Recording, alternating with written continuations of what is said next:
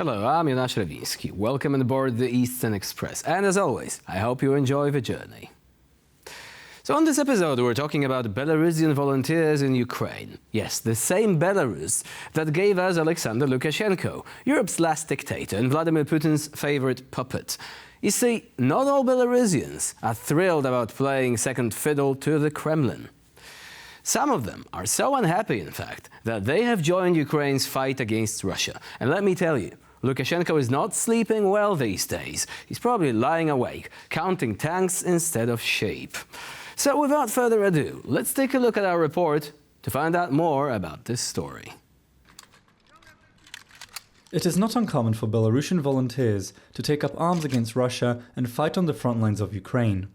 Although they are not the only foreigners to do so, they are some of the most well-regarded ones due to the historic ties between the two peoples. These are driven men who see this as a fight for their own country's future. It is very important for us Belarusians to fight for the liberation of Ukraine, so that we can then liberate Belarus. One such man was Vasyl Veremeychik, who was a member of the Kalinoўski Regiment.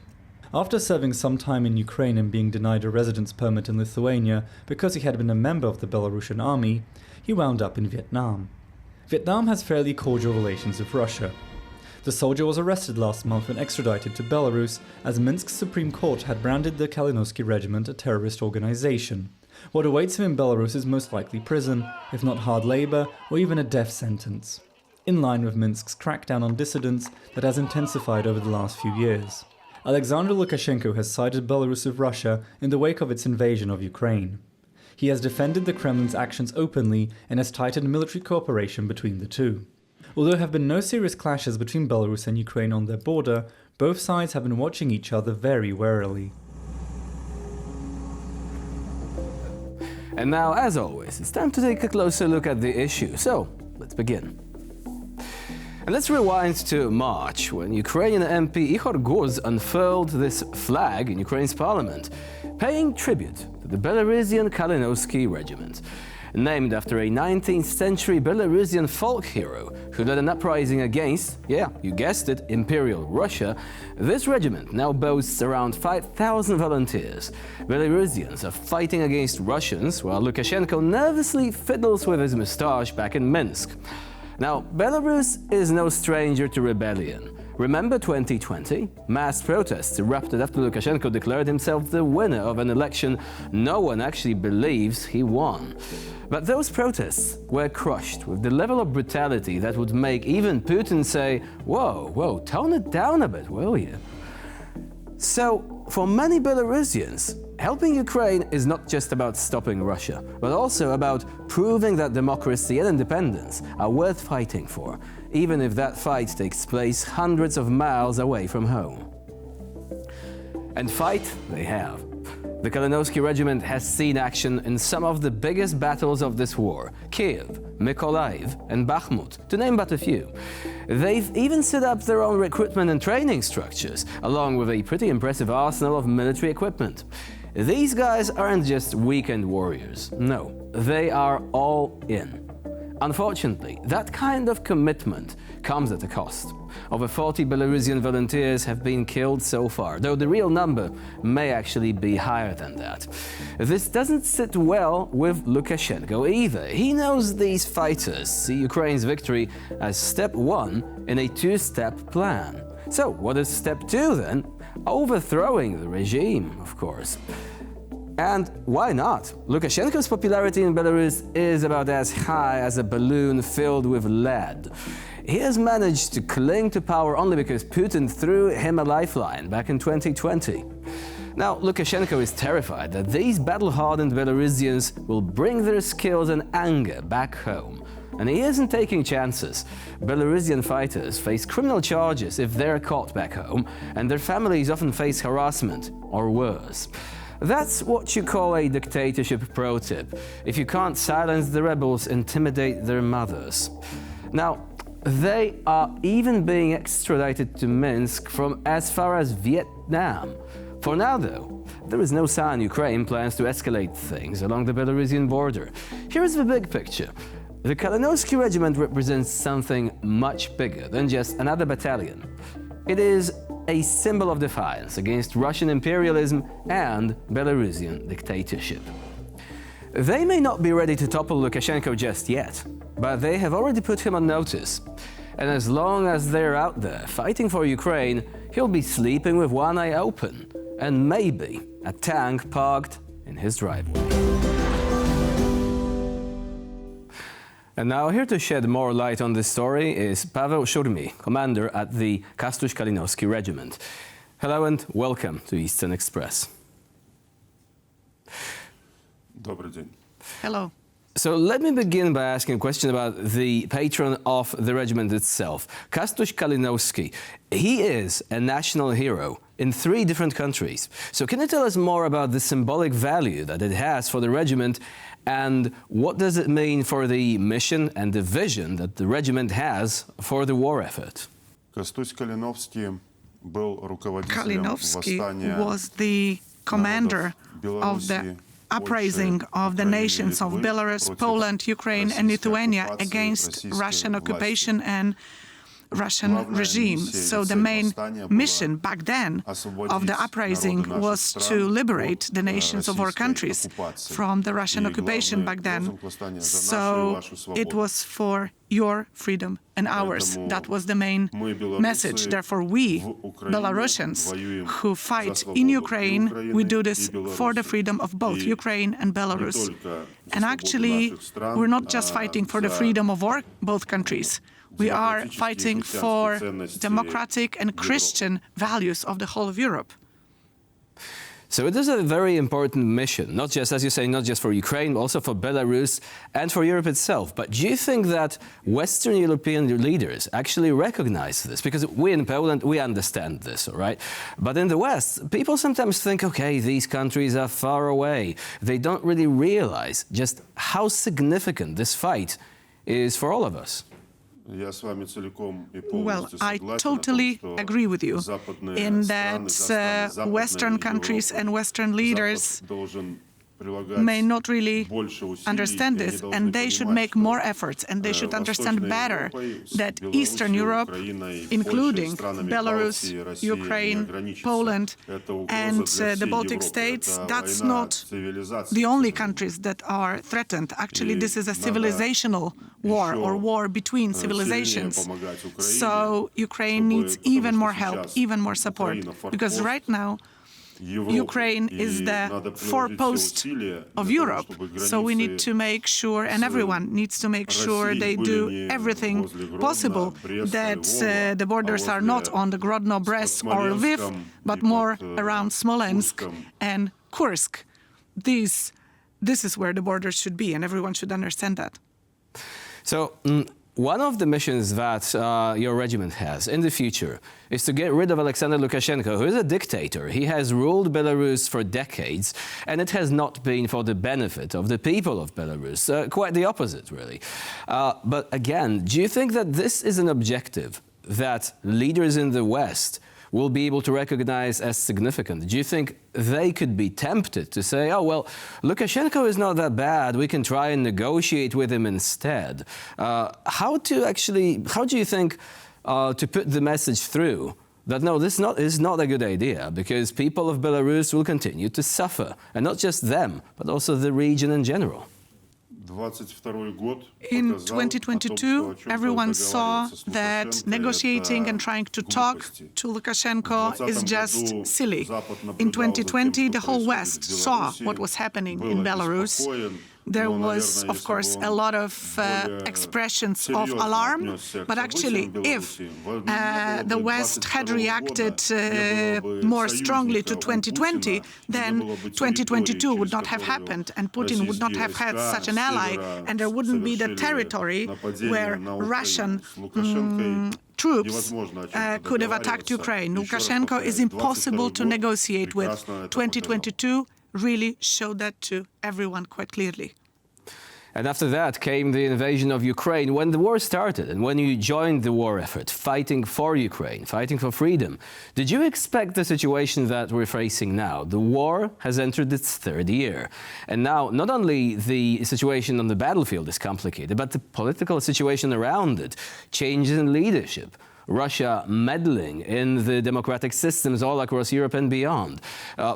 Was it something that you were, when you were joining the war, you were thinking this could actually be where we might be within the next year or the next couple of years? Well, we all imagine and we all know what Russia is and what Russia represents. It's interested in human resources, and it does have human resources. We know that Iran, North Korea, and China support Russia. And of course, we all wanted to put an end to this war as soon as possible. We still want it to make it end as soon as possible. And for sure, everyone is thinking maybe this winter is the last one, and God willing, in the coming year, everything will end. But it's a very, very difficult fight, very difficult struggle, and we do have to expect for it to be long, because it's a long-term effort, definitely. So now the regiment is involved in this conflict. It has been involved for quite a while, fighting for Ukraine, fighting against the Russian occupiers. Who are the fighters for the regiment? What kind of people are, enlisting, getting in touch with you and saying, I would like to join this fight? Can you tell us more about this? These are totally different people. Some of them are just simple guys who used to be laborers, who used to be in construction, or they were drivers. But some of these guys, some of them are, they have higher education, and they are not just from Belarus. These are people who also studied in other countries, in really famous universities. We have people from IT. So all kinds of different people. Also sports people, athletes, just like myself. Also, apart from Belarusian nationals, we have Americans, we have people from New Zealand, we have Serbs and Czechs and Englishmen. We're open to everyone. And those guys from other countries, they know our reputation, and they really want to join us. And what can other countries do to help your efforts? There were reports that, for example, veterans, people who were fighting in the regiment, who were, for example, wounded, they had to be evacuated, that they were facing certain problems in neighboring countries. One could think, okay, so these are, the allies of Ukraine, so there shouldn't be a problem. But apparently there were issues there. So what can be improved in order to support this effort? First of all, our regiment is part of the Ukrainian armed forces. So actually, if you help us, you are helping the forces of Ukraine. So when we're talking about military assistance, everything that's helping us is helping Ukraine. When it comes to our injured soldiers, we welcome help from any country, from Europe, not only from Europe, because actually, unfortunately, in Ukraine, well, they have a lot of soldiers, they have a lot of injured soldiers, so definitely help is always needed. When it comes to legalizing our former soldiers who are going back to Europe, they are going to Lithuania, to Poland. It would be great to be able to legalize them and verify them more quickly, more efficiently. And I would say that the authorities of Poland and Lithuania, and those countries where our volunteers go most often, those countries should do everything possible. They should also take advantage of the experience of these guys, because their experience would be very useful. Like Poland and the Baltic states, they know better than anyone what Russia is about, and how threatening it is. So once again, let me stress, our guys who are going back to Poland and Lithuania and other countries, they have very valuable experience for those countries. It should be taken advantage of. And as for the regiment itself, there have also been reports that it's undergoing changes, that it is overcoming certain challenges in order to look towards the future as an organization that's even stronger, even more ready to face the enemy, who is still attacking Ukraine, is still, waging war against Ukrainian cities, Ukrainian civilians. So what were these changes, and where do you think the regiment is going to be within the next couple of months, insofar as its organization is concerned, insofar as the command structure and all this? We would like to make sure that our regiment is more efficient and effective in what it does. So we want to have more combat capabilities. But of course, this also hinges on the assistance of Belarusians who live in other European countries. So that we, of course, want to have and enjoy confidence and trust from everyone, including Belarusians. So we're making sure that we're more accountable, that the assistance we're getting is transparent. So all those reforms are also aimed at improving our recruitment, so that there's more and more people, more and more volunteers coming to join us, because the more people are there in our regiment, in the Kalinovsky Regiment, the fewer political prisoners will be in Belarus. And one final question. Looking at the situation now, looking at the frontline situation, also the political situation, if you were to choose between this war going on towards victory or having a ceasefire right here and right now, which would be the better option for the future of Ukraine, Belarus, and the rest of the continent? Well, history and, centuries of history have already shown us that Russia will always try to interfere with anything that's going on in Eastern Europe. So Poland, Belarus, Ukraine, the Baltic states. So ceasefire or freezing at this conflict would just be 1, 2, 3 years. A very short-term solution, because then Russia will do everything it can to regroup, and then the war will start again with renewed force. And history has shown this to us many, many times. So any kind of ceasefire, any kind of freezing is just very short-term. In Russia, we should have a situation where Russia is in no position to interfere in the affairs of our countries. But actually, they will always want to interfere. So we should put it in a position where it cannot interfere, because they are very much aggression-based, and they want to expand through aggression. So the only thing that I think that makes sense is victory, or creating such conditions in Russia that Russia simply cannot continue to interfere in the affairs of our countries. So it is all about being able to learn from history. We know history, unfortunately. Also, some of our leaders, despite even knowing it, are still not able to draw conclusions. As you've just said, Russia doesn't really change that quickly. Pavel Shurmy was our guest today here on TVP World. Thank you very much for joining us and for sharing your experience. Thank you very much.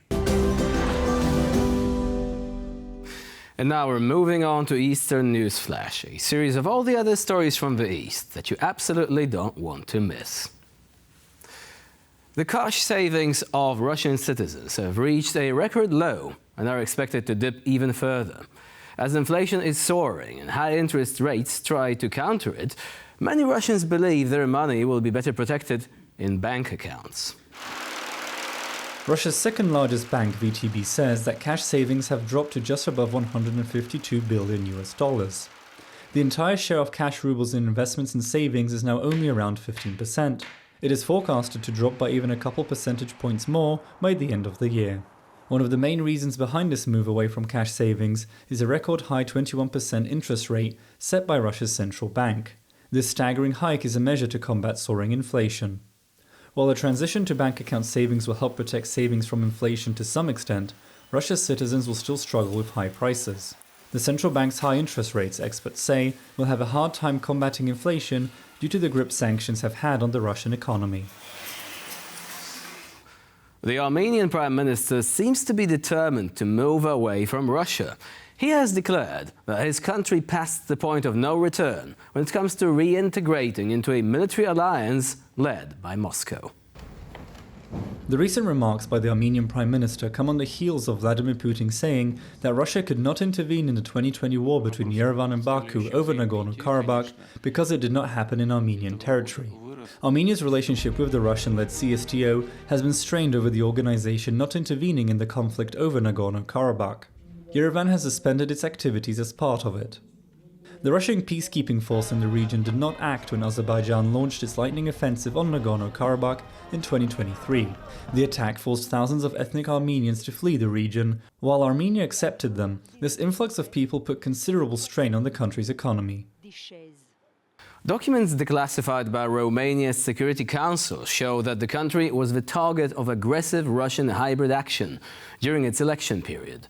This comes as the pro-Russian winner of the first round of the presidential elections, Kalinowsky, has vowed to end the export of Ukrainian grain through Romanian ports. The Romanian elections continue to be a nest of controversy. The documents released by the Romanian Security Council show that the country's intelligence believed Georgescu received massive backing from Russia. One of the ways in which this Russian support was manifested was through social media. Georgescu's campaign was heavily focused on promoting the candidate on platforms such as TikTok. This was reportedly an organized effort which brought him from an obscure 1% in the polls to 22% in the final vote in the first round. The far-right candidate's victory had led to a series of protests and even some questioning the results. Yet after a vote recount, Romania's constitutional court validated the first round of the presidential race. Georgescu will face off against pro-EU and pro-West Elena Lasconi in the second round.